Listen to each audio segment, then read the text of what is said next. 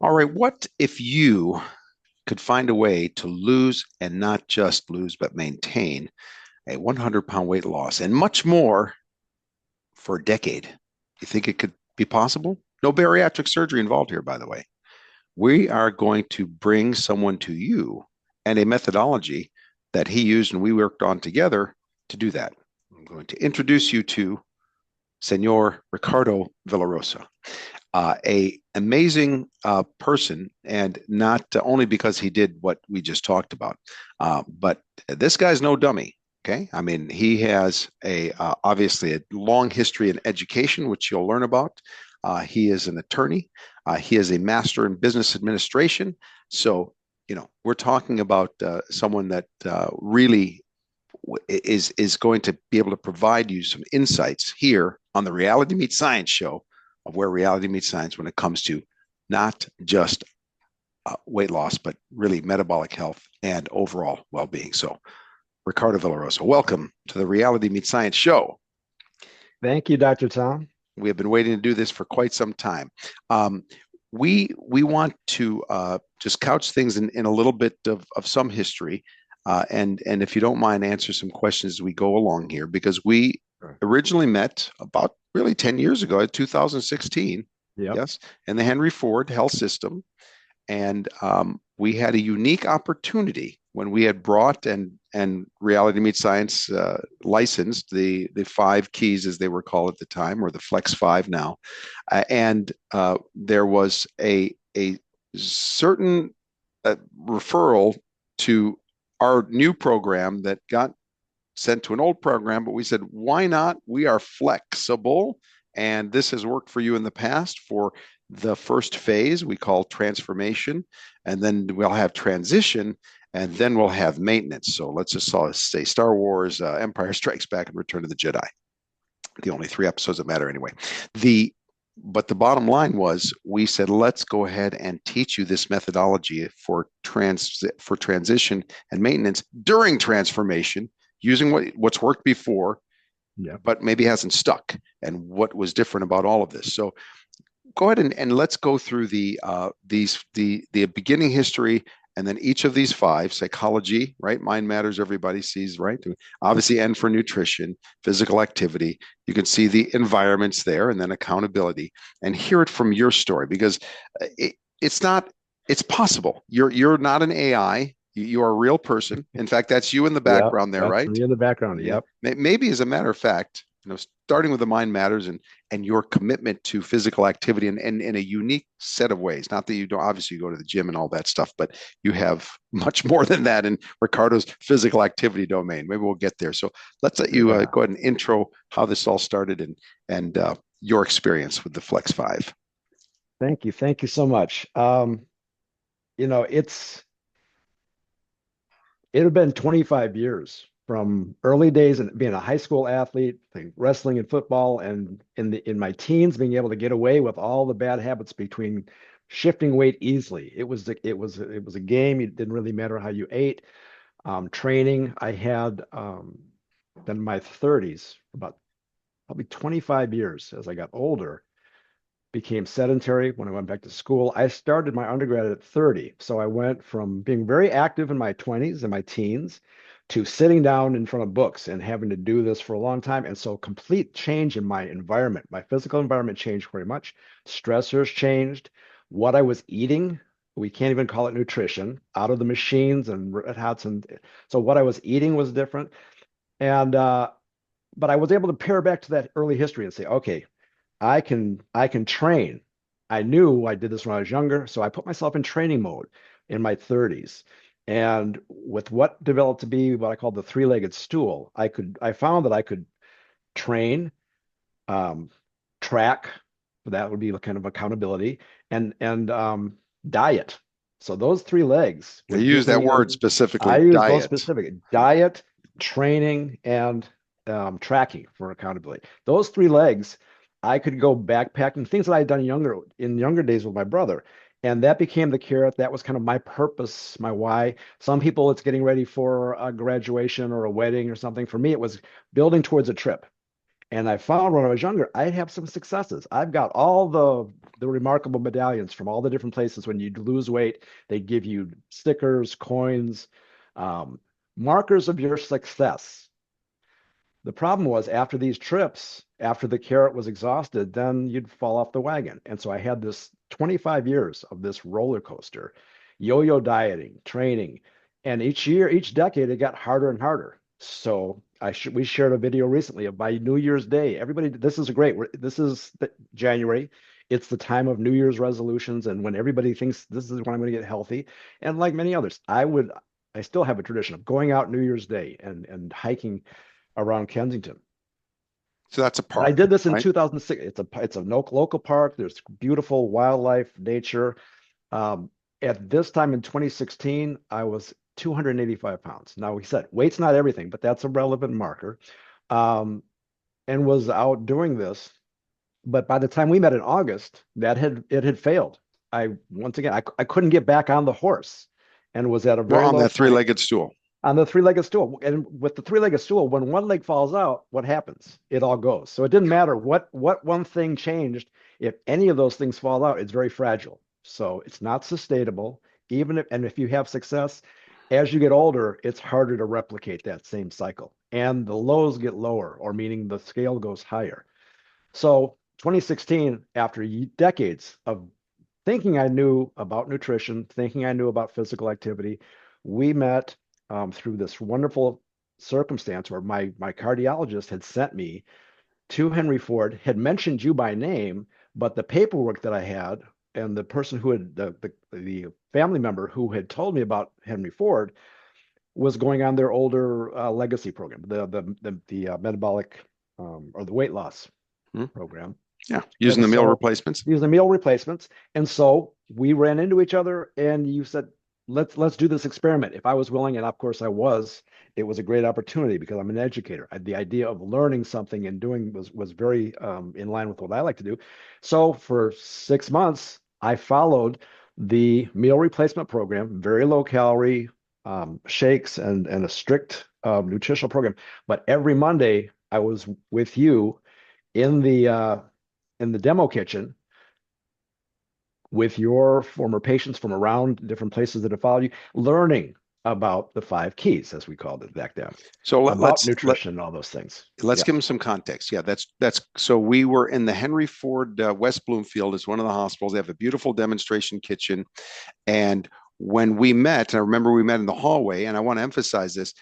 Meal replacement programs, they are 100% randomized controlled trial evidence based for transformation, a fact. I mean, we have seen this in study after study that compared with all food approaches, they work better. Not that if you weren't stuck on an island somewhere or put in the Pritikin Longevity Center where everything is kind of highly controlled, that you couldn't pull off something like this, but in the real world, if you will, and living in real life ambulatory every day, they work. They work because as ultra processed as they are, they're processed in the direction towards low calorie, high nutrient density, protein rich. So it's what you do with the processing. That's first.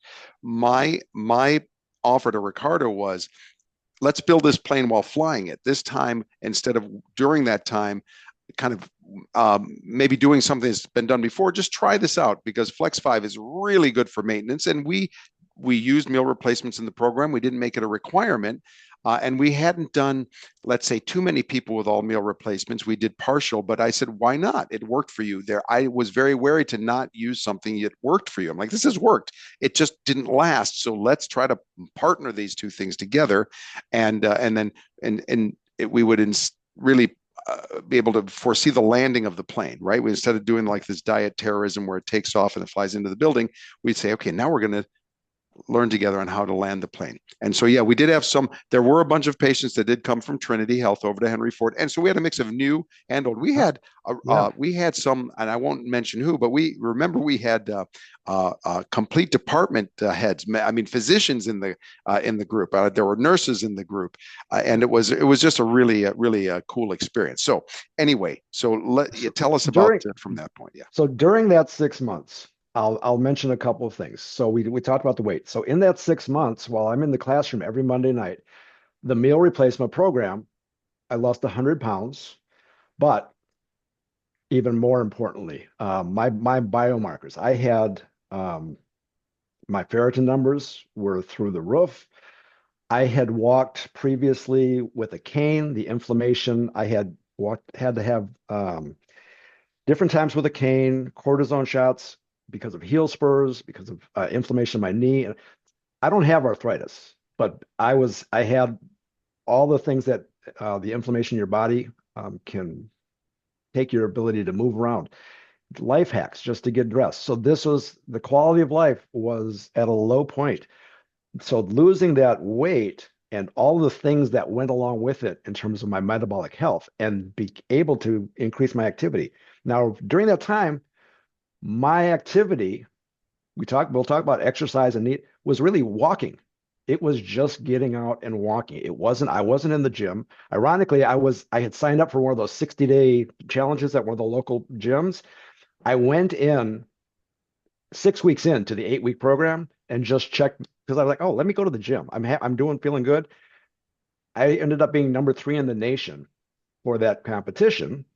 2 weeks later, I had to write a narrative to explain to them for the marketing purposes how I had done this and made it sound like I'd used their gym and their trainers when I did that for 2 weeks. It was really the meal replacements, um, the walking, and being in there Monday was, even when it was just gathering information, it was part of the motivational experience because I was seeing as it was unfolding that this is a system that I can embrace. And I want to stop for a second. We're reflecting on my 10 years of doing this, and we will talk about the 5 domains from the Flex 5, which was the 5 keys. But I've thought about, for me, 4 values that represent why people say, well, you did all those other things. Why are you doing this? Why is this 10 years sustainable? Why are you working with Dr. Rafai? And it has to do with Dr. Tom. 4 things. This program is flexible. We know that from the name, and there's so many different ways we could go on to all that means, what flexibility it means in terms of the nutrition plans, the mindset, so many things, but flexibility. It's sustainable.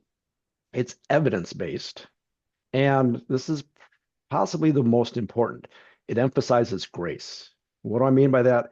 We talk about no guilt. We don't have, other dietary programs are either very strict and rigid, or if they give you room to do some real life things, they still label it in ways that harken back to the guilt, cheat days. You're on, you're off. There's always this underlying, Guilty yeah, pleasure. but this is guilty pleasure, all these things. But no, we don't do that. And so I was trying to think of what's a positive way of framing guilt-free. And it's the idea of grace because it's grace for yourself and others. And that even expands beyond just the absence of guilt. It's really a compassionate way. And so that's been a hallmark. Those 4 values, I think, are what makes me still do this 10 years down the line. And why I see it's taking me through the rest of my life. It really is so amazing. We never had this kind. This isn't scripted, everyone, by the way. That Yeah, this is the the first time you're hearing me state these values of yes, what yes, I see about your program. exactly, and how the flexibility of it, we call it discipline without extremism, really allowed that to happen, so that Ricardo wrote his own story.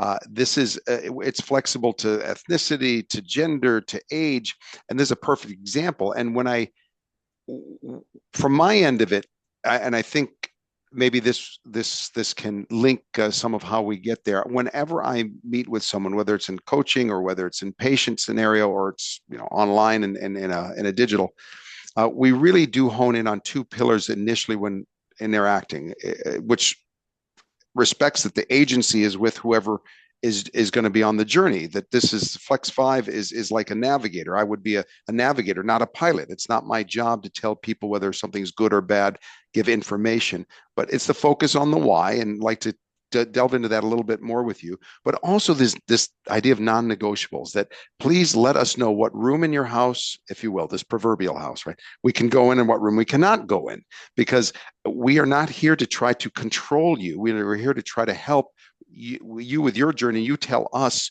where we can go, where we're not willing to go, because You're asking for metabolic health and then, and well-being through this pathway. And the pathway absolutely cannot take over for you. It is your pathway. We are humble servants. You can throw us off the plane whenever you want, with or without a parachute. Your why and your non-negotiables. Now, and we've heard, you remember the story about Larry. You got to meet Larry. By the way, Yeah. I'm going to tell you a story, and I think I told you, but we'll tell everybody else. Larry came in to see me along with his sister, because we always asked people to consider bringing in their closest social connection, because environments includes food, physical, and social connection. So we said whoever's the closest. He was divorced. His sister lived across the street from him. She came in every time. I still stay in touch with her. He just came in. I didn't even really recall this. Within just a few weeks after sudden cardiac arrest, this guy was about ready to go. Okay. And he was another black belt that had maintained this 100-pound loss. And the first meeting with him, I remember asking him the story, and you know this part, but I said, for everybody else, okay, Larry, what are your non-negotiables? And I remember him, I remember this very clearly. And let me just state, this was when he reminded us about this. You were there at the meeting of all these Flex5 black belts. Yeah. He was 4 years later, into 4 years into his remarkable improvement in health. And we said, Larry, what about this that worked for you? And he said, it's that non-negotiable thing, doctor, And I said, well, we have 5% fun zone. Okay, what about it? Well, I told you it was a Coney dog. And we're all like, yes. And, well, you didn't beat me over the head with a stick about it. Well, Larry, you just told us it was non-negotiable. Why would we start negotiating? We just clearly said was a room we can't go. He goes, hey, I haven't had one in 4 years because of that. Then we all went back and said, well, wait a minute. Now, what's the story here? And he said, I remember you told me it was my choice. And that is what I just immediately I remembered. He said, Coney dog. And I said, okay, whatever, 1, 2 a week, have it, not have it. Let's move on. Yeah. And he was shocked at that, apparently, that I said, fine. And everybody, he was expecting me to start, telling him all these, why it's all bad. And it threw him off that I said, now it's your choice. And he said, well, I kept saying maybe next week, kept feeling better. Maybe next week. Next thing I knew is 4 years later. And if you remember, everyone started saying, yeah, that's great, Larry. And there was about 2 or 3 claps. And he goes, I'm not finished. And he looked right at me almost as if he became angry with me. He goes, I can tell you right now, doctor, if you told me I couldn't have had one, I would have had 10 the first week. My blood pressure would have been up. My weight would have been down. I would have lied to you about it and told you your diet sucks. And now he's got his finger in my chest about 2 inches away. I could just feel that 5, 4, 5, whatever number of doctors, dietitians, whoever was telling this 60-plus-year-old man, very intelligent, what to eat and not to eat. Not my job. So that's that why and the non-negotiable thing. Could you expand just a little bit on your why and your interpretation of that whole 5% fun zone thing, the mind matters stuff here? Right? Yeah, the mind matters stuff. So mind matters, which includes your why. So that's mind matters, mindfulness, and mindset, or mindset, mindfulness, and mental health. I think of that we've talked about this, of all the domains, of all the keys for Lord of the Rings fans. I think of this as the one domain to rule them all. And it really, they all interconnect in a way that this is not linear, but this one touches all of them at some point. I see it flowing through. It's the thing that brings me back. It's probably, if I had to pick one thing of the different areas that I've learned, it is really the self-assessment, the reflection, the mindfulness that I practice on a regular basis, and the overall mindset, striving to be present and appreciative. So to the why, that was your question. So for me, one of the early things was my younger brother had taken me backpacking in 1986. We went then in 1989 to Alaska for the first time. So I was very fortunate. He's 5 years younger, very active, was always active. And so I loved being out in nature. I'm introverted, but I work in the public sphere, so I need to recharge with solitude. Well, that's very important there. That's my energy comes. Yes, I'm very public facing. So people are like, oh, you must be extrovert. No, my energy, I work in that area and I can do so, but I have to recharge in solitude by myself. And so for me, solo hiking, solo backpacking, as you see here, I'm a sea kayaker and also a kayak surfer.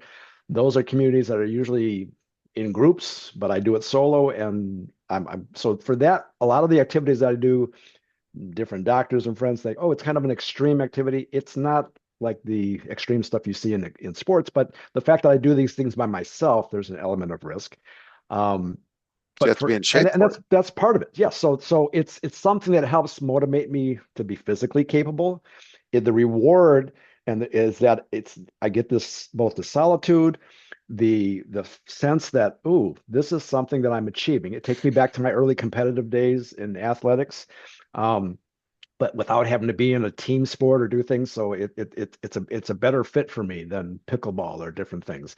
Um, Can I just mention also too that we both went to the same school that Robin Williams went to and was a wrestler. So yes, we both yes. went to Detroit Country Day School. Anyway, go ahead. No, so but to do that, and again, early on, that wasn't effective in the old three-legged stool. It was a partially effective carrot. So that then became my why.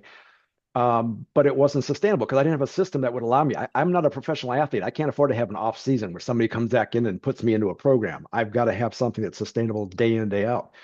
So the things that I do that are the top line that you're aware of for my why are kind of the backpacking, solo backpacking trips, kayaking, sea kayaking, and these are things that the kayaking I took it in my 50s. So later in life, it wasn't something I'd done when I was younger. So you saw But these those things, potentially slipping away if oh you let. yeah, all this if to be able to do this now, that those continue to be incentives to do this. I'm looking forward to snow this weekend. I also go sledding, which kind of an extreme sledding based on with we've so I do a lot of fun things that somebody who's just turned 65, who'd had a fairly basic trajectory would think was challenging. I went from 25 years where I had limited mobility and all kinds of things where I probably wouldn't have survived the pandemic if I had not already been on this journey. That's right. It was just Without, before. Yeah, that's right. yeah, yeah, the things that were going on in my life and going on for everybody. If I had been on that same trajectory that I was 10 years ago, 5 years ago, I might not be Wow, here right now. Ricardo, you never couched it like that. The irony is that and you know this, but you never really we never linked this, but I was asked by David Katz, past president of American College of Lifestyle Medicine, to partner with who I think was the current one or the incoming to write an article called Making the Case for COVID-19 Prophylaxis with Lifestyle Medicine, which we published in the American Journal of Health Promotion at the early part of the pandemic. It was April of 2020. And we urged people to do what you did, which was Yeah. to now, like a Marshall Plan, we've got this opportunity. You can see the data coming from Italy. You can see the data coming from New York. Hypertension, number one. Really all the metabolic syndrome stuff. And it's like metabolic syndrome is a magnet for this virus, and we kind of the nation went the opposite direction that you did, Yeah. and it's you that's true, you really lowered your risk dramatically. I never really put that together in that Well, sense. and Tom, at that time, so yeah, just a quick note, March 6th, I had been my faculty union's grievance coordinator for over a decade. March 6th, I was appointed chief negotiator for the negotiating team against the administration. First time in 8 years It's Wayne that we State were University in negotiating, Wayne Detroit. State University, negotiating a new collective bargaining agreement. Normally, it had been 2 or 3 years. You know what happened the next week, don't you? Yeah, every place, universities across the country closed for a moment, had to reopen remotely. So I was in the middle of I mean, we all had our stories through the pandemic. In terms of environmental stressors, um, both my oldest son and my wife were hospitalized in the first groups for a week. This is when you couldn't even get That's to your right. family members. So I had all the formula. If I had been the Ricardo that had been 2016 forward to 2020 without lifestyle intervention and change, I'm fairly confident I would not have survived where I was physically and all of the additional concomitant stressors that came in right at the same time as the pandemic into my professional career, my life, my family. So, Wow. fortunately, going back through that and having this, I was it was a crazy tour from 2020 to 2022 was an insane time in terms of my professional and family life schedules. And I'm here to say, we're on the other side of it and I'm Wow. feeling great and things Th- are going very well. that fabric, I mean, I'm thinking, so Pam was hospitalized. Yes. And if you were Yes. both hospitalized at the same time, that could have been unweaving a fabric that would have been that could have changed trajectory in ways inconceivable. Yeah. That the irony is people don't know this, but I hope this turns into that session that we have applied for at the American College of Lifestyle Medicine, because people need to hear this in terms of the power of a way that you can use whatever methodology you want, but that this is a real world life altering story that is possible for anyone. Now, I'm not going to say that it's easy, and I mean, obviously, many people maybe not, some might not know that I also have my own binge eating history. I lost my youngest brother. His anniversary of loss, God rest Basil's soul, in 2017, in the midst of everything we were going through, is coming up tomorrow. But this is real. This is real world life saving medicine, but not a pill. Now, I want to make it clear. I'm not against pills. I'm not against medications.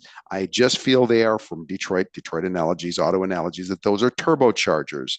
The engine is right there. You can call it five pistons: your psychology, your nutrition, your physical activity. Notice I didn't say diet and exercise. Yeah. Your environments, your food, physical, social environments, and accountability, internal and external. Now, if you don't mind, let's just talk a little bit about how this was so impactful, that if you remember, there's a point in which I kind of jumped ship and said, okay, I'm going to leave the medical constraints, because to be honest with you, everybody, because Ricardo knows this, I thought we should go digital in 2018.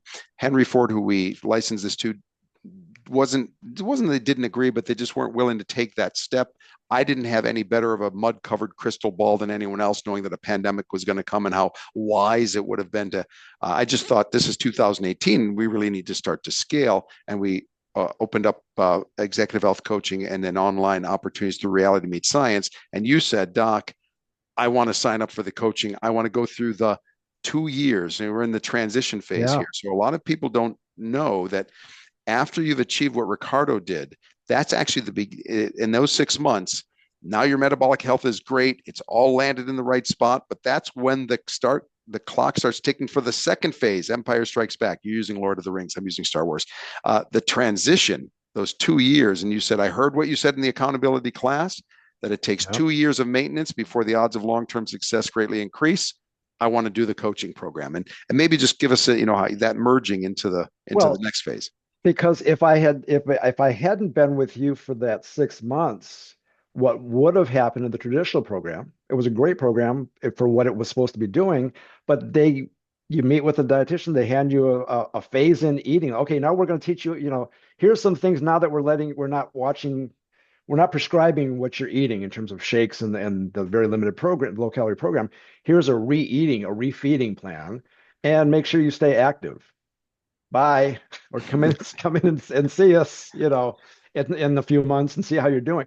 And so, yeah, the fact that I was like, okay, fine, I'm good, because I've been sitting in class and learning about the five keys.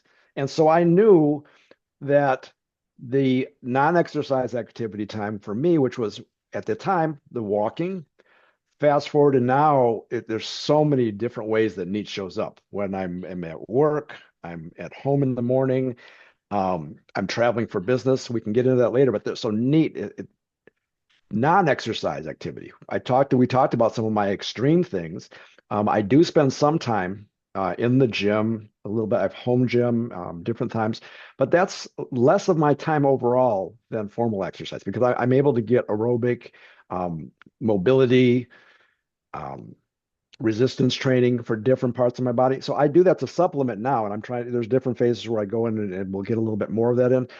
But it's the stuff in the morning. It's getting up in the morning and stretching to put dishes away. Again, I like to do all that fun stuff. I can't be taken out because I wasn't mindful when I was putting dishes up in the morning and messed up my shoulder. So I am the Mind Matters key works in conjunction with activity for me, by guiding and being mindful every day. My movement, as simple as sitting up. I've got my home office set up with not just a standing desk, but a little mobility plank so I can move back and forth. I've got a stool with balancing here. So I don't stand up all the time because people, you have a stand-up desk, but it's not just, it's the absence of being, taking away your sedentary time. So just standing all the time isn't any better than just sitting all the time. It's different, but I stand and sit. Yeah. And so setting those things up is just a part of how I am now. But it's because of learning that these were the things that make this sustainable. It's not just getting out a book and thinking about 6 months from now for a trip. You want to be able to do this every day. And so you can be peaceful, mindful, and appreciative of where you are throughout the day, from early morning to late at night. And absolutely. And so I think two things that you said there. One was that in the transformation phase, we provided almost a preparation during that for the transition phase, and maybe even if you were to just come back every 3 months or so, that might work. But what we see from the look ahead trial, and remember, everyone, number 3, Ricardo said this is evidence based. So one of the spirits of what Flex5 grew out of is the largest and longest 16-site multi-center NIH randomized controlled trial of lifestyle intervention ever, and that's the look ahead trial. And in the transition phase, people were still seen every month or so. So it wasn't as if, okay, suddenly there's just no contact. Right. You, as well as someone else, will just share, and you met her because I think she was coming, she transitioned over. So I'll just share this picture of both of you. So there's Romaine, there's Ricardo, you see before and after. And when I said, Romaine, she was at, it was this at the very early when Look Ahead started to report. I think we were already out more than a year. And Yeah. she said, no, I am not stopping seeing you, doc. I am coming in every month because I need this. Now, again, Yep. I'm not against bariatric surgery, but neither of these these warriors have had bariatric surgery. The point is that during that transition phase, going for those 2 years that Ricardo had noted, hey, I listened in the Yeah. accountability section that it's not just a matter of seeing you every 2 weeks, every month, and then we just kind of disappear. That Yeah. there has to be some regular connect, and I got to maintain this for 2 years for the transition phase before I really can feel comfortable saying I'm in maintenance. It's not transformation to maintenance; it's transformation transition Yes. maintenance. So yeah, Yeah. just a little Ro more on that phase for Romaine and us. I used to walk around the back too. It was great to see her. So during this phase too, it's the 6 months, it was putting into practice the lessons in nutrition. And there's so much noise. We talk about it, everybody sees it. It seems to be getting worse, not better, with That's about yeah. what to eat, what you have to eat, what you can eat. And there seems to be multiple camps that are all mutually exclusive. Again, the flexibility is any one of those eating patterns that are possible, that are popular, you've demonstrated they can fit and coexist with the Flex 5. Now, the problem is it's not always reciprocal in terms of the other camps. And so it gets difficult when you're trying to say something. Yeah, yeah, whatever you want to, whatever your eating style is, it can fit the Fix 5 transcendent nutrition principles. They're not, That's they right. don't conflict. We are the least we are the most flexible, I should say. And in that sense, I will uh, um, freely admit, yes, we are Flex 5 is beyond just nutrition, but in the nutrition realm, we are an ethnic agnostic, gender agnostic, age agnostic, but plant predominant flexitarian type approach, but with an intentional, if you look at our pyramid at the top, we have the 5% fun zone. And we even say, look, dose makes the poison. If a little bit of crap, and remember, this is the kind of, this is where you kind of get the levity in there, but calorie rich, refined, and hyper palatable, which I clearly state. I am happy to freely admit that I love a little bit on occasion, because without it, it becomes like a pressure cooker without a release valve. And there's so much crap everywhere that if you tell me I can't have it, Yep. I am going to end up just having a brownie deprivation syndrome. Now, do I keep it in my house? Do I keep loads of Detroit thick cheese pizza in my house? Of course, I can't do that, because I'll just find I'm trying to domesticate a wolf, pretend it's a dog, and then blame the wolf when the wolf bites me. It's not fair. That being said, don't say no to it. It's just not in your house is not a diet. It's a lifestyle change. It says go out and get it. And other than occasional Christmas or something like that, those are one thing. But let's just get some things out there. I eat beans and lentils. I'm not so much into peas, but do you eat legumes? Oh, Oh my gosh, Ricardo, you stop. The know, lectins are going to kill you. No, you got to yeah, stop it. yeah. Just don't It's eat them like anymore. can't do this. They're this and that's yeah. That's it. That's what's What's a day in the life of okay. Ricardo's eating? I mean, or maybe even a week, just maybe, or your general philosophy, however you want to discuss it, because it's Can, personalized to you. can I share a Yeah, screenshot quickly? absolutely. Let Yes. me. So we talk a lot about I talk a lot about my fresh prep pantry. And if you're If you don't know this, everyone, by the way, Ricardo could have been a professional chef, except for I think there's allergy to shellfish, that's airborne, so I can't be anywhere near it. But yes, so my refrigerator does not. Here's the disclaimer: my refrigerator does not look like this every day, but this was the day that does. More often than not, these elements are here. This was a day like, oh, I've got. It was after my youngest son moved out. He bought his own house and got married. That's when I said, oh, I get the refrigerator all to myself again. So I was very excited. But I do, I'm not good with a routine. Like you're in the gym, Dr. Tom, on a regular basis. If not every day, close to it, we wouldn't know. I know you mentioned Jack LaLanne as one of your inspirations and role models, and the idea that he would do it even if nobody was looking. I am not that. I don't have to have novelty, but I'm not an everyday. I like to have so, which is why meal planning. So meal prepping is very popular, where you make the same meal and you eat it and you package it up and you eat it 5 days a week. I can't do that. Now, what I can do is have those fresh ingredients. So beans, you were the one who said I was using no sodium canned beans, and you're like, why don't you just do your own dry beans? So I started batching those. I keep them in my freezer. I do a batch of 5 different It's beans, cheaper. keep most of them in my freezer. But in my refrigerator, I keep the fresh ingredients that I like. I blanch green beans. I do roasted beets. I put sweet potatoes in the oven and roast them. I do a little bit of quinoa or some farro. I keep these items in my refrigerator so they're quick at hand. Ricardo, put I that can back come up home. there. Okay. Are you kidding? You can't I, eat all those carbs. oh, Those I know. Yeah. those So carbs and beans, all those fat-free Greek carbs and yogurt, stuff. you must be Yeah. AI. You're fake. So You can't be real.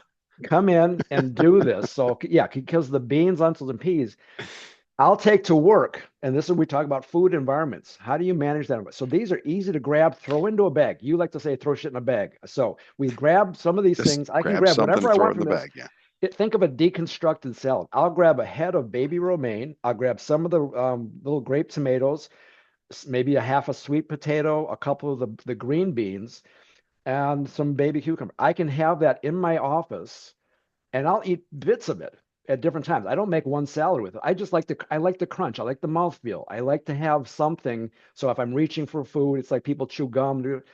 That's one of the things that I'm mindful and thinking about. How do I interact with food, and how does food satisfy different needs Yes. for me? So let's point out a Um, couple of things that I want to make sure. Number one is this is very, very clean, plant predominant eating. You would make Pritikin happy.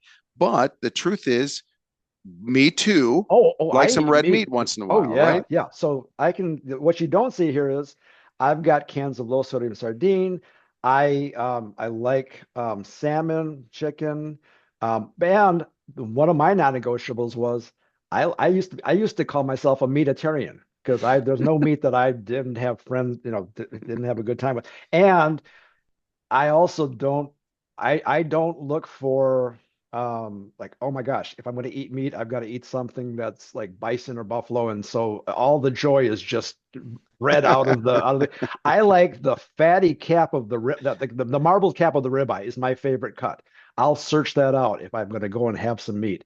So don't look at this and go, oh yeah, no, I am very much flexitarian. I flex into the meat area, and my 5% bun zone often goes more meats than sweets. Oh, that's When, interesting. I when, like when that. we're I doing like that. that rhyming. And Yeah. and let's clarify for people a few things. Number one is this concept of calorie density, right? That Yes. people look at those cherries, sugar bombs. Are they? They're mostly water. Yes, they're hard. Yes, they're solid food, but they're stuck in a microfibrous, microcellular network that keeps them solid so that you get that sustained fullness and stretch in the stomach receptors that stretch the lining of the stomach due to the weight of the food versus a clarified juice, of course, that would just kind of run through the stomach really quickly. Whole fruits are solid, as well as the cooked whole grains you're talking about. And of course, the beans, lentils, and peas, they Oh add the yeah. water weight and Yeah. they have protein. But we do see some other sources there, like the fat-free Greek yogurt. I want to just stop for a moment because there's this whole thing about whole dairy now, and I will concede that yes, when it comes to certain types of dairy fat that are still have the so-called milk fat globule. If you want to talk about whole food outside of plants, it does not include butter. By the way, this milk fat globule is destroyed, and we see LDL cholesterol go up. And there are features though of this milk fat globule that mitigate the saturated fat in whole milk in certain whole dairies. Yogurt, for instance, kefir, great examples. That being said, the calorie density still goes up when you go full fat. So if you want to look at what is the most consistent finding of longevity that we could ever say is incontrovertible, is the elimination of non-essential calories. And we have to make it very clear. The only two fat calories that are required for life are, they have three names. And they're all the same. We confuse people. They are called essential fats, which are also called polyunsaturated fats, otherwise known as omega-3 and omega-6. They're the only ones required for life. And Ricardo just mentioned sardines. He just mentioned salmon. You could argue the plant-based ones like walnuts, etc. Monounsaturated fats are neutral. Thank you, avocado. Thank you, olive oil. But they're not required. They're neutral. So if you replace saturated fat with monounsaturated fat due to the reduction in saturated fat, cholesterol will come down.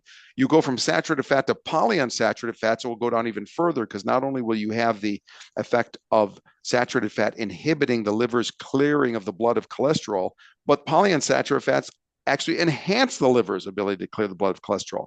The issue with oils, though, is that they're so calorie dense.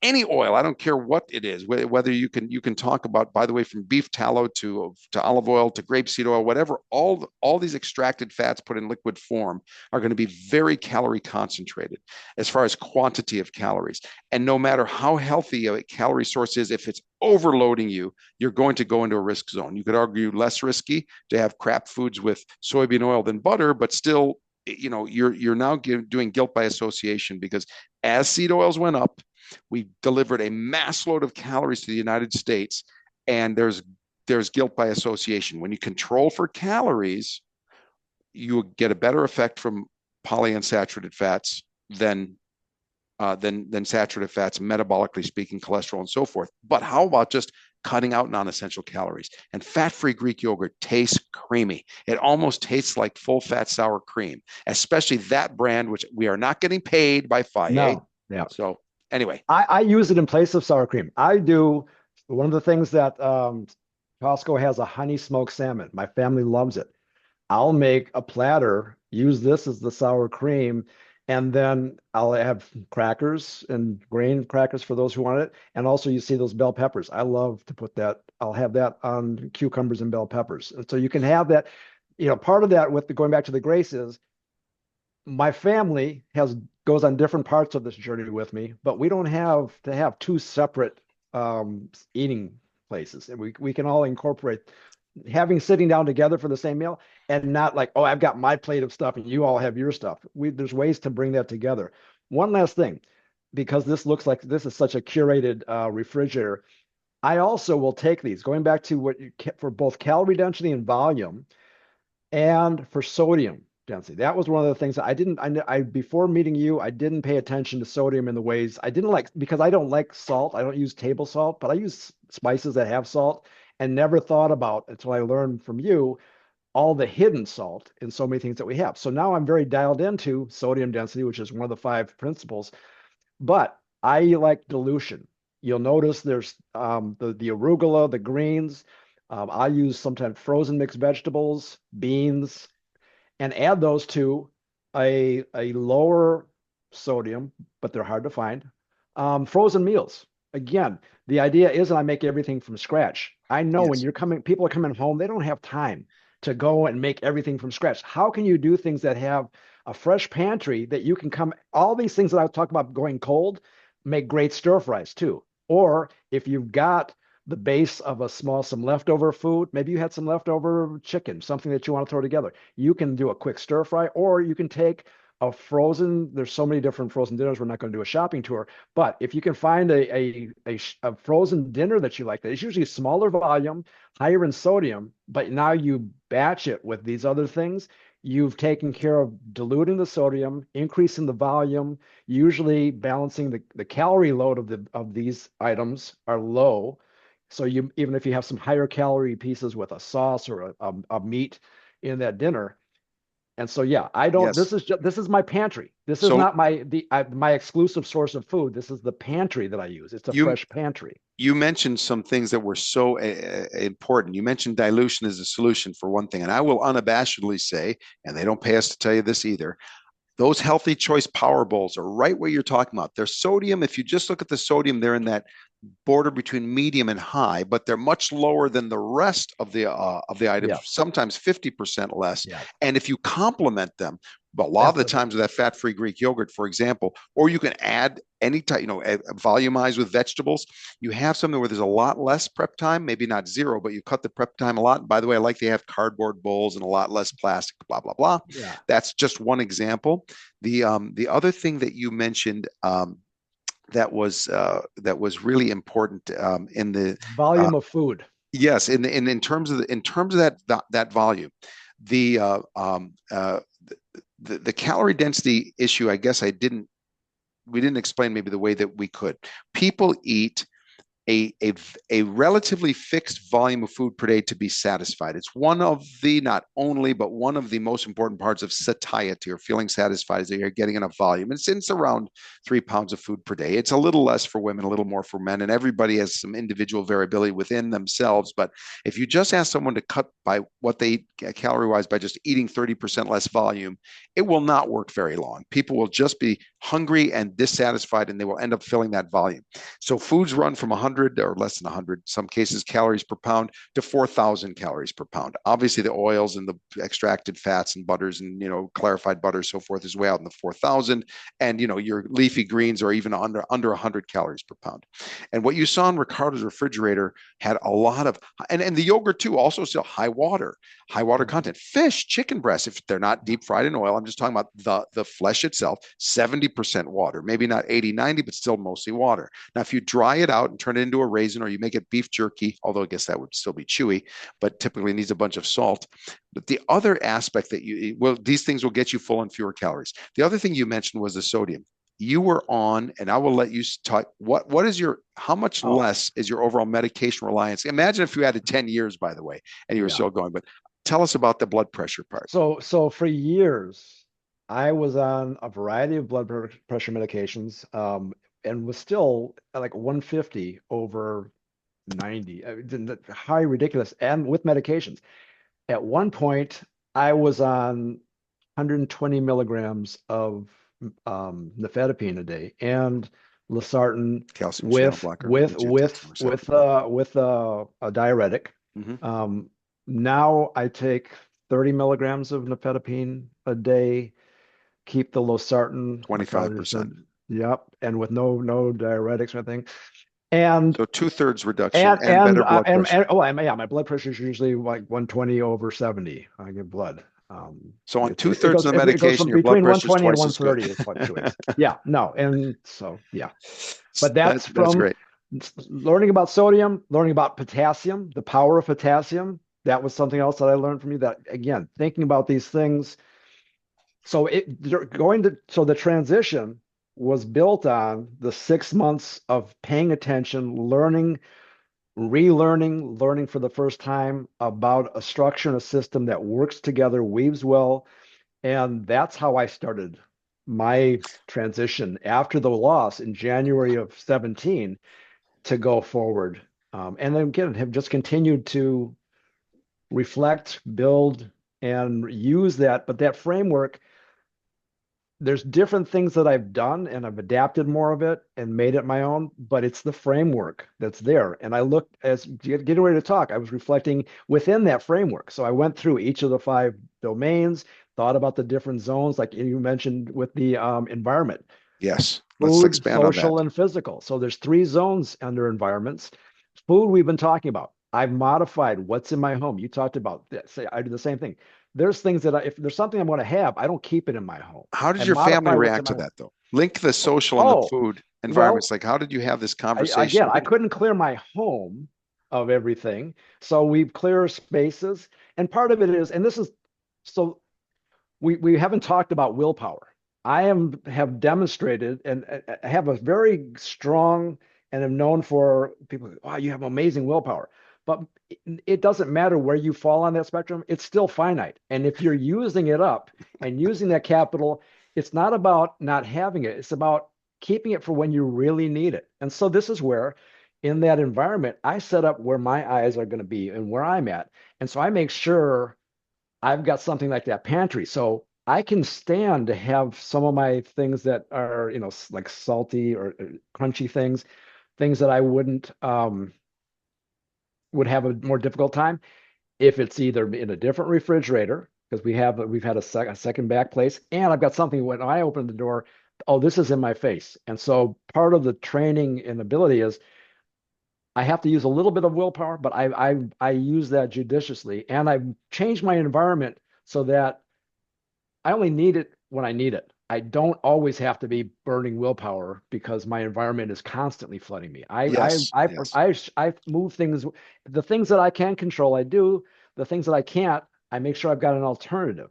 And I you've do that. saved your willpower for those things Yes, for those instead of things. using it up where you can modify something. Exactly. There's a Everybody, whatever yours is, you've got a set amount, and you'll burn it out if you just use it all the time. So finding ways to have strategies to be able to save it and use it as needed. you're bringing up something that I think would be helpful for some many who are early on going, what do I do now though?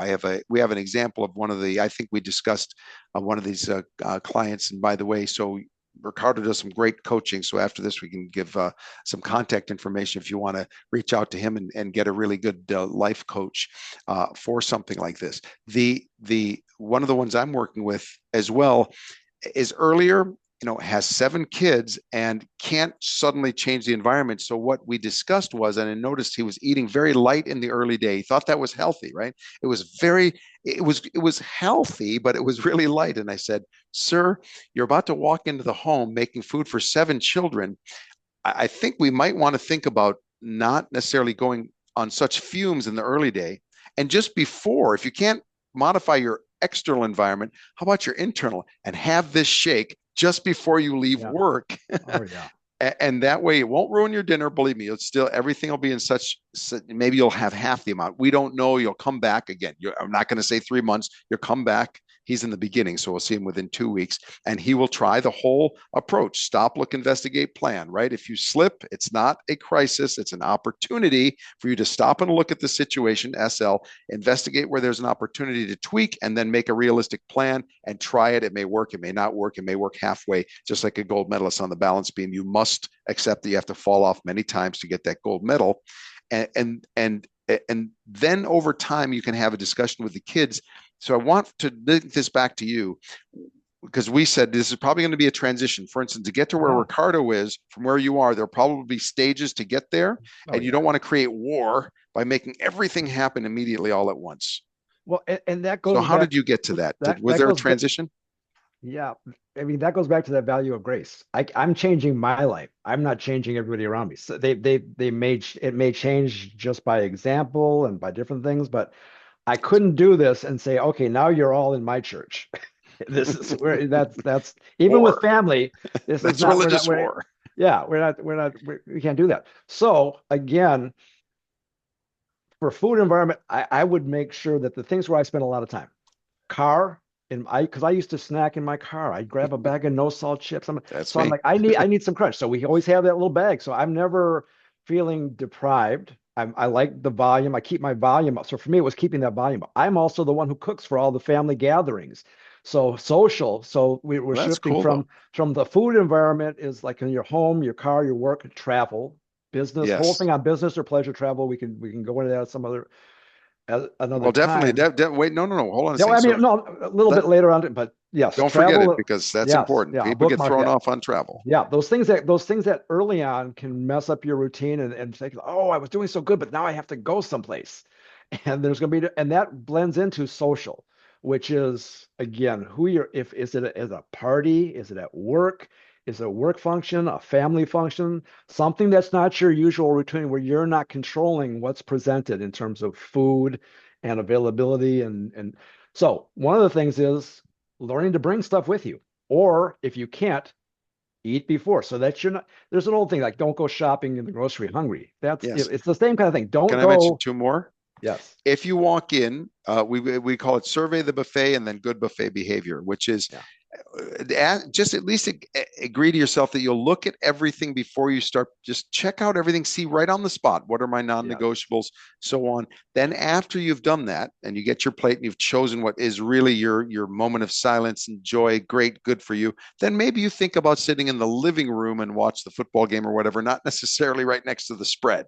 So that's the good buffet behavior. So survey the buffet, look at everything first, make your decisions, and then the good buffet behavior. Now, we what I do want to maybe separate is the whole idea of if people start drinking and so forth, because that's a very deep, very separate deep dive. That's another topic. Well, and for me, this is where Mind Matters comes back in on the social, both for food, but with just what we're talking about right now, that interaction. So it's good for yourself to think about how are you going to manage your food intake and your choices. But there's also in socials, there's that aspect of, oh, you're doing something different. Are you on a new diet? Are you on a new program? And so, The so often saboteurs. the pressure of, like a friend, family, friends, and fools who are well-intentioned sometimes, sometimes not. But regardless of their intentions, the interaction can throw you off. And so part of my being mindful about those environments for social is I call it props. Something that, so either something in your hand. So if somebody's like, oh, do you want an hors d'oeuvre or an appetizer, or do you want to make sure you've got a glass? For me, it's a glass of soda. I've got some sparkling, just some club soda in my hand.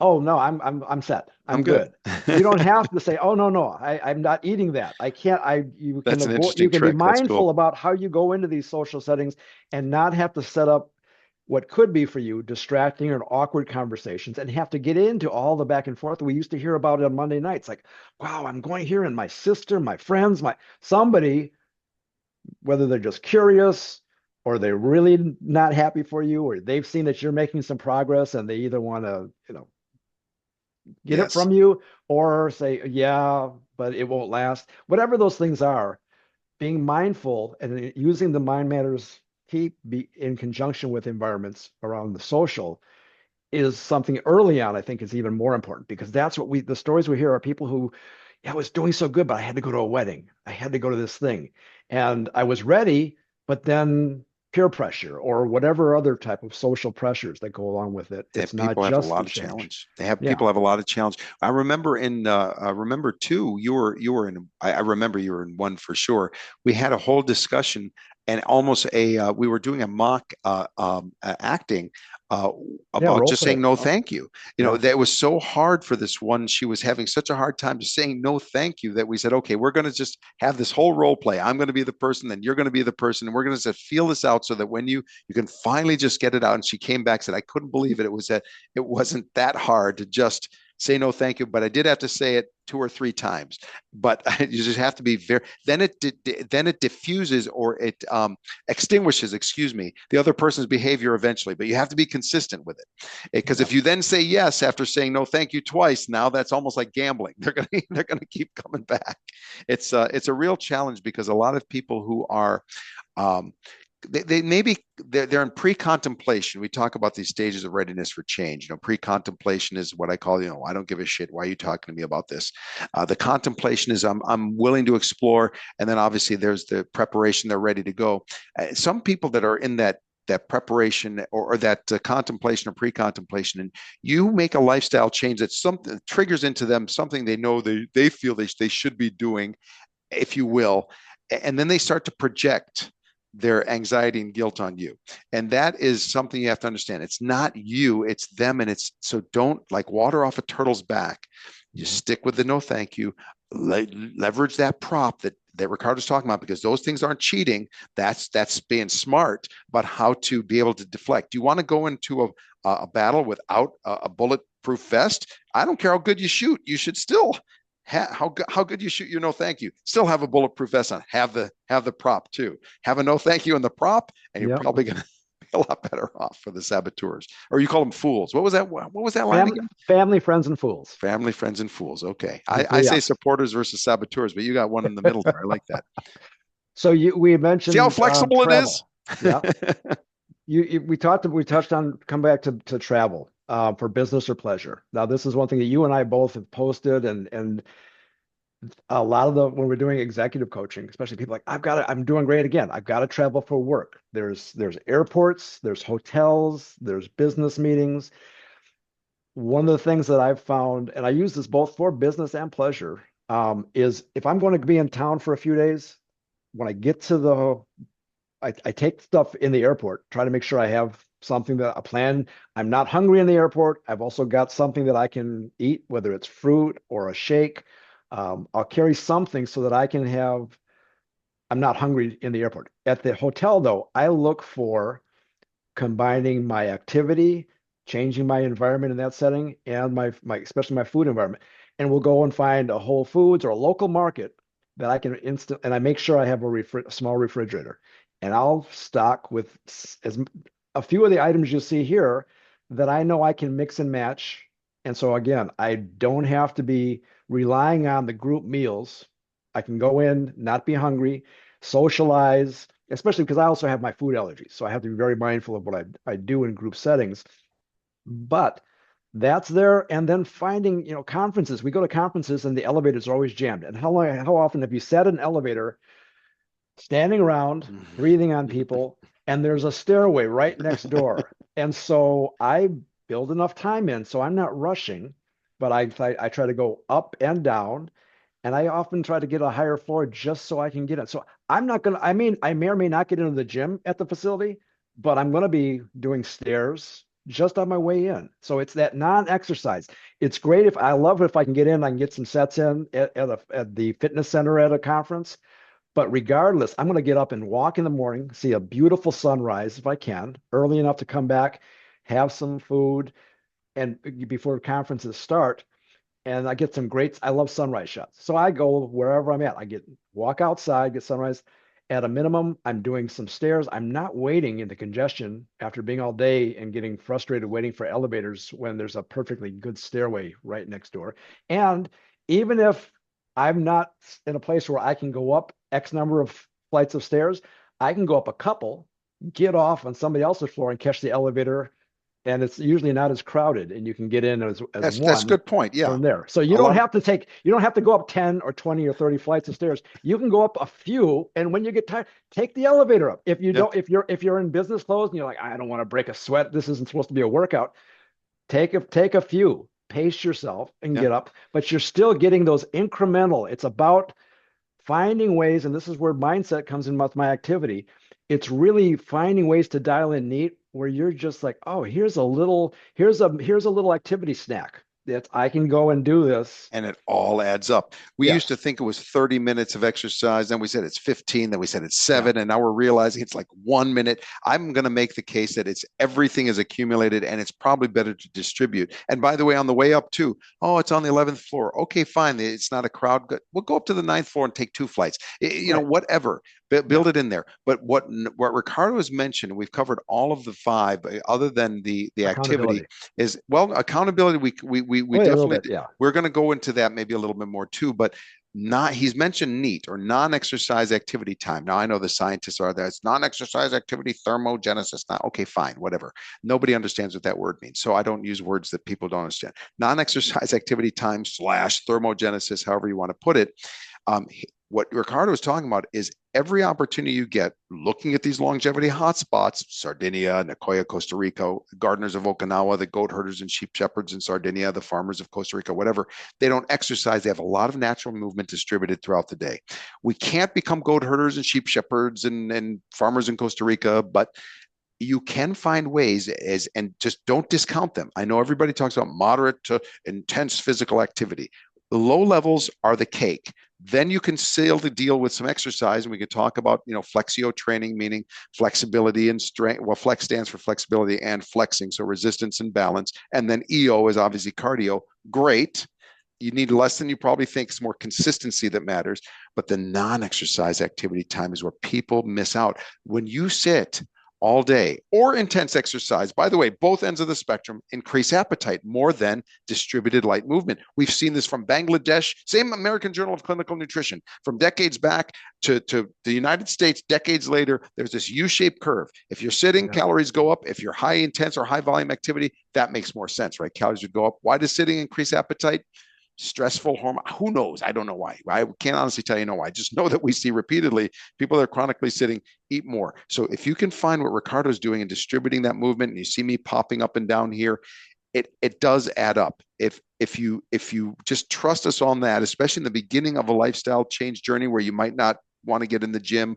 I've heard everything from they're intimidated. I remember one patient, my mother told me that ladies don't sweat. Whatever, fine, great. Just walk, do anything, just Yes. move in any way, shape, or form. That's what NEAT means. NEAT is really cool. Non-exercise activity time. I'm not discounting the gym. Can you tell us a little bit about where you put structured exercise in your So lifestyle? structured exercise, actually in my we a couple years ago we moved into a condo and I've got the good fortune of having a large basement and what used to be a woodworking shop by the previous owner, I've got some home fitness equipment down there. I do dumbbell workouts. I've got a bench. I spend a lot of time. See how close it is, everyone? He made it physical environment. He put it Yeah, right there. Maybe my favorite gym is 20 minutes away. yeah, How about your yeah. second favorite gym? No, He put it right into his right there, right in his yeah, environment. right downstairs. And now, because it's downstairs, doesn't mean I'm still just me. I'm not down there every day, but I go into my basement. So we're up on the third floor. So part of it is the stairs from the top floor to the basement. I've got a couple flights of stairs, and I get up early. Going back to mental health, part of it is sleep, stress management. For me, those are a big part of my Mind Matters key. Um, my Mind Matters domain is getting enough sleep, getting early to bed, and I'm up early without an alarm clock. But I get my body going by going up and down the stairs. I'll quietly try to do some housework. I'll try to do some laundry. I'll do some organizing. I'll go in and get some sets in. I work a lot on mobility for my core strength. And then because I use for kayaking, I have to protect my shoulders. So I'm trying to do things so that I can prevent some injuries and not being taken out of the things that I like to do. I get from hiking outside, I get a lot of work. So I do dumbbell work. I've got little Pilates there. We have both a treadmill and an elliptical. Get on those for do some aerobic. Usually short sprints. I've got a television, so I can watch morning news if I want. I try to make it so that it's not just I'm going in and I'm doing something because I'm one of those people. I don't enjoy just that formal exercise part of it. I'll do it and I appreciate it, but I'm not going to do that 5 days a week for a prescribed amount of time. I know that it's got to be a supplement to the functional things that I'm doing, and it reinforces those. And it's really at this stage, it's also preventative. I want to make sure that I can maintain a strong core, good flexibility. Um, Mobility is important for the things that I love to do and just for being able to get up and walk daily. I mean, it's important for it's the essentials of life, but I get that added thing because for me, the things that I really get a kick out of, one of the things we talk about, I'm every year the balloon captain for the balloon. I was Kermit's captain for the past 10 years and then Sunshine. To be able to go down half For the Thanksgiving for parade. the Thanksgiving Day parade, America's Thanksgiving Day parade down Woodward Avenue in Michigan. It's a 3 mile course. As the captain, I put on that day about 12 miles. Half of that, or about a third of that, is backwards. I go down that route backwards or circling around a huge balloon and 25 people. To be able to do that and then go home and cook I've got to make sure that I'm in working out. I'm watching my legs, my shoulders, my core, so that my knees, my hips, something doesn't go for that. So So you I see, this I is do such big things, but it's the little things that make it sustainable. It's thinking exactly. about every morning I'm up and making sure that I'm moving, even putting away again, I joke about putting away, I do dishes yoga because I bend down and I take the plates and I put them up into the high shelf. And I'm mindful that if I'm just, that's the thing. I appreciate when I had inflammation and my joints could go easily. I could wake up and like, wow, my hip is out. I didn't do anything. I just woke up. So and I also have a wife who's had shoulder surgery. So I know how fragile some of these things are. And it's so easy to just say, oh, I'm 65, I'm bending, I'm putting up, and oh, I did something. Every movement is intentional, mindful, and I'm thinking about what are the muscles that I'm engaging? What part of my arm and my shoulder am I engaging with little things like the dishes, laundry, and Now, things now, that, now, Ricardo will, I think, will agree with me here that you just heard a perfect example of flexio in terms of how we say whatever you consistently do that addresses the flexibility. Flex also standing for flex and resistance, and there's definitely resistance in what Ricardo is talking about. Look at the picture, by the way, in the background. What he's talking about. I want to talk about resistance when he's out there kayaking, yeah, and then that's, the cardio part with all that walking personalized. You have to enjoy movement. You will figure out how to build these things in, combining neat and structured. I happen to have had a background of competitive bodybuilding. I don't even walk in anymore, though. It's going to be chest and shoulders day, going to be legs day, then it's going to be back and biceps, then the rest day. I can't do that anymore. I've had enough of that, though, that I go into the gym and I know my feel. And I don't, I used to do sets and then just sit there and give myself enough rest for the strength. I'm like, it's not about the strength anymore in building. It's about maintaining. So I'm yeah, walking in between sets. But do you notice there's no way to carbon copy? Ricardo's still doing what I'm doing in different ways. yeah, We are moving functionally in our own ways. And in fact, if you look at the data, the best physical activity is whatever you're willing to stick with. yeah, If it's not something you're willing to stick with, okay, we will not be able to maintain it. It's really that simple. So we're not saying do exactly what Ricardo's doing, do oh, exactly what Tom's doing. We're talking about doing something that is sustainable for you. And I'm sure you'll find a way to combine flexio, some way to get in flexibility and resistance. Obviously, balance should be fit in there too. Flexibility, balance, and flex for resistance, and some type. And the cardio can be part of your NEAT. You might just say, you know what? I park further and I walk briskly to get to yes. work, whatever, or to the grocery store, whatever the case may be. So we need to I, wind up I and want to on. put a plug in Yeah, for coaching because I've done a couple rounds in the gym with you, and I've also used some personal fitness coaches at our local gym. Coaching, and it kind of goes into the accountability key, and it's helpful. But I would recommend that if formal exercise, that aspect of it that you are, if you are somebody who's embracing it, even if you've been doing it on your own, there's an added benefit for period of a time. couple times, a period of time, whatever it is that works for you to engage with somebody in coaching, not for all of this, but specifically around the physical activity too. I think that because you can get injured, you can not be as effective in your time. So Yeah, there's a lot of good reasons to give and let somebody do it. And depending on where absolutely. your age is, again, for Yeah, me, physical therapist I could also be. doing the things that I would be doing when I was in my 20s is not the same things I should be doing now in my 60s. Absolutely. And then, by the way, on all of this, if you've got a good program for accountability that's comprehensive and you happen to be nearby an Oasis type program that we were running, great. But having the coaching part, even if it's your pastor, but in terms of training, in terms of a dietitian, even if you have an app, the reflection on food tracking, if that's something for you, you don't need to overwhelm. Just pick something, even if it's blood pressure or weight. I'm a little bit wary about people over investing in that number, but Yeah. that's fine too. And your lab tests, which we have other videos on. We will make sure that you know that there's a label reading video that we have. There's plenty of other videos in this channel that you should check out. And if you want to get in touch with Ricardo, give us your 5 keys email Oh, 5 keys, Coach Ricardo. at I'm on gmail.com. at gmail.com. This is a great episode, Ricardo. Can't wait to get out. Can't wait for people to learn about this. And I salute you as a Flex5 lifestyle warrior, sir. Thank you, Dr. Tom. Take care. Good Bye to see bye. you.